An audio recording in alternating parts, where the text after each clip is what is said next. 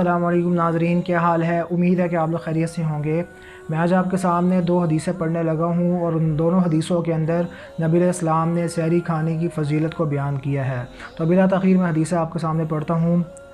عن انس رضی اللہ عنہ قال قال رسول اللہ صلی اللہ علیہ وسلم تساحروا فإن فی السحور برکۃ او کما قال علیہ الصلوۃ والسلام۔ پہلی حدیث کا ترجمہ یہ ہے کہ حضرت انس رضی اللہ عنہ بیان کرتے ہیں کہ جناب رسول اللہ صلی اللہ علیہ وسلم نے ارشاد فرمایا کہ سحری کرو کیونکہ سحری کرنے میں برکت ہے۔ دوسری روایت ہے حضرت عمرو بن عاص رضی اللہ عنہ سے، اس کے عربی الفاظ یہ ہیں: عن عمرو بن العاص رضی اللہ عنہ قال قال رسول اللہ صلی اللہ علیہ وسلم فصل ما بین صیامنا وصیام اہل الکتاب اکلۃ السحر او کما قال علیہ الصلوۃ والسلام، رواہ مسلم۔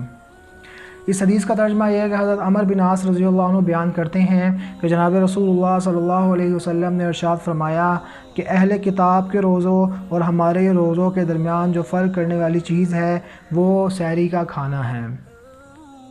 ہم آتے ہیں ان دونوں حدیثوں کی تشریح کی طرف۔ تو جو پہلی حدیث ہے حضرت انس رضی اللہ عنہ کی، اس میں نبی اسلام نے فرمایا تساحروا، یعنی امر دیا، صیغہ امر ہے۔ جو لوگ عربی سے واقف ہو جانتے ہیں کہ یہ صیغہ امر ہے، لیکن یہاں پہ صیغہ امر کیا وجوب کے لیے ہے، کس چیز کے لیے؟ تو اس کے بارے میں یہاں پہ مولا علی قاری رحمۃ اللہ علیہ نے لکھا ہے تساحروا امر ندب، کہ یہ جو ہے نا مستحب امر ہے، یعنی امر یہاں پہ استحباب کے لیے ہے کہ سحری، اس سے ثابت ہوتا ہے کہ سحری کھانا ایک مستحب عمل ہے، یا ہم زیادہ سے زیادہ یہ کہہ سکتے ہیں کہ ایک سنت عمل ہے۔ تو باقی یہ بات آ جاتی ہے کہ سحری کا ٹائم کب سے شروع ہوتا ہے، اس کے بارے میں محدثین کے مختلف اقوال ہیں۔ ایک قول یہ ہے کہ سحری کا ٹائم جو ہے نا آدھی رات کے بعد شروع ہو جاتا ہے، یعنی جب آدھی رات گزر جائے تو اس کے بعد سحری کا ٹائم شروع ہو جاتا ہے۔ اور دوسرا قول یہ ہے کہ سحری کا ٹائم جو ہے نا وہ رات کا جو آخری چھٹا حصہ ہوتا ہے، اس وقت جو ہے سحری کا ٹائم شروع ہوتا ہے۔ باقی اس حدیث کے آخر میں جو نبی اسلام نے فرمایا فَإِنَّ فِي السَّحُورِ بَرَكَةٌ، کہ سحری کھانے میں برکت ہے، اس کا کیا مطلب ہے؟ اس کا ایک مطلب یہاں یہ بیان کیا ہے لِأَنَّ فِيهِ أَجْرًا عَظِيمًا، کہ سحری کھانے میں جو بندہ سحری کرتا ہے اس کو بہت زیادہ ثواب ملتا ہے۔ کیوں؟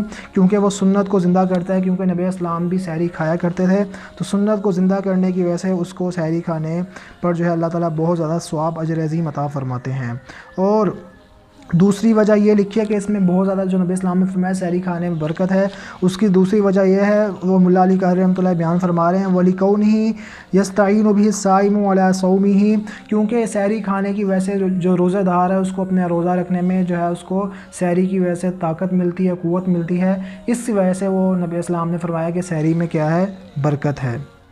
دوسری حدیث کے اندر نبی علیہ السلام نے سحری کی فضیلت یہ بیان کی ہے کہ سحری کھانا ہمارے روزوں کے درمیان اور اہل کتاب کے روزوں کے درمیان فرق کرنے والی چیز ہے، کیونکہ جب اہل کتاب روزے رکھتے تھے تو وہ سحری نہیں کیا کرتے تھے، بلکہ رات کو جب وہ سو جایا کرتے تھے تو اس کے بعد ان کے لیے کھانا پینا حرام ہوتا تھا، جیسا کہ اسلام کے شروع میں مسلمانوں کے لیے بھی یہی حکم تھا کہ رات تک جو کھا سکتے ہو پی سکتے ہو پی لو، اس کے بعد تم کھا پی نہیں سکتے۔ لیکن بعد میں جیسا کہ میں نے آپ کو پہلے بیان کیا تھا ایک ویڈیو میں کہ بعد میں جو اسلام میں حکم آ گیا تھا کہ تم صبح سحری تک کھا پی سکتے ہو، تو نبی اسلام فرما رہے ہیں کہ یہ لہٰذا اس کی وجہ سے ہمارے اور اہل کتاب کے روزوں کے درمیان فرق ہوتا ہے، تو اس لیے سحری کھانی چاہیے تاکہ ہمارے روزوں کی مشابہت ان کے روزوں کے ساتھ نہ ہو جائے۔